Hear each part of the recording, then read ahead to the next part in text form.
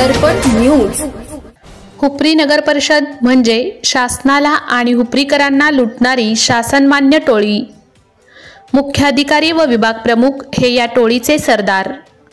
हुपरी नागरी सुविधा विकास कामे करण्याऐवजी नगर परिषद फक्त आणि फक्त टेंडर मॅनेज, गुत्तेदारी, टक्केवारी, कमिशन आणि दर महिन्याला कोट्यावधी रुपये पगाराची लूट करण्यातच व्यस्त। हुपरी शहराचा विकास नगर परिषद झाल्यास झपाट्याने विकास होईल। हुपरीकरांना पिण्याचे शुद्ध पाणी, स्वच्छता, आरोग्य, शुद्ध हवा, सुटसुटीत रस्ते, विकास यासारख्या नागरी सुविधा उपलब्ध होतील अशी आशा होती, परंतु हुपरी नगर परिषद असून अडचण नसून खोळंबा अशी झालेली आहे। नगर परिषदेमधील अधिकाऱ्यांनी आपल्या स्वतःच्या फायद्यासाठी कचरा टेंडर प्रक्रियेमध्ये माती खाल्ली आहे। आपल्या मर्जीतील ठेकेदाराला टेंडर मिळावे यासाठी मनमानी पद्धतीने जाचक अटी घालून टेंडर प्रक्रिया मॅनेज केली आहे। अशाच प्रकारे याआधीही 46 कोटी पाणी योजनेचे टेंडर असेल किंवा विकास कामाचे 90 लाखांचे टेंडर हे इस्टिमेट रेटलाच मंजूर झाले आहे।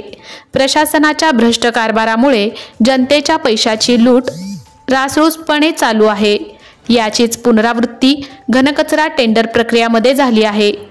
1,88,00,000 तसेच विकास कामाचे टेंडर 1,90,00,000 या टेंडर प्रक्रियेमध्ये मुख्याधिकारी अजय नरळे यांनी इस्टिमेट रेटला टेंडर ठेकेदारांना मिळावा यासाठी ही प्रक्रिया चालू केली आहे। सध्या हुपरी नगर परिषदेमध्ये घनकचरा व्यवस्थापनासाठी टेंडर प्रक्रिया चालू आहे। या टेंडर प्रक्रियेसाठी 1,88,00,000 रुपयाचे अंदाजपत्रक तयार करण्यात आले आहे। हे टेंडर आपल्या मर्जीतील ठेकेदाराला मिळावे व आपल्या जास्तीत जास्त मलिदा खाता यावा यासाठी मुख्याधिकारी अजय नरळे यांनी यामध्ये जाचक अटी घातल्या आहेत। शासनाची ई टेंडर नियमावली धाब्यावर बसून आपल्या मनमानी पद्धतीने निविदा प्रकाशित करण्यात आली आहे। शासनाच्या नियमाप्रमाणे 1.5 कोटीच्या पुढच्या टेंडर प्रक्रियेसाठी इच्छुक ठेकेदारांची प्रीपेड मीटिंग घेणे बंधनकारक असताना प्रीपेड मीटिंग न घेता निविदा प्रकाशित करण्यात आली आहे। 1.5 कोटीपेक्षा जास्त किमतीच्या टेंडरला टेंडर भरण्यासाठी 15 दिवसाची मुदत देणे बंधनकारक असताना 8 दिवसाची मुदत टेंडर भरण्यासाठी दिली आहे। तसेच टेंडर भरणाऱ्या कंपनीला वार्षिक उलाढाल 10 कोटीपेक्षा जास्त असणे बंधनकारक केले आहे।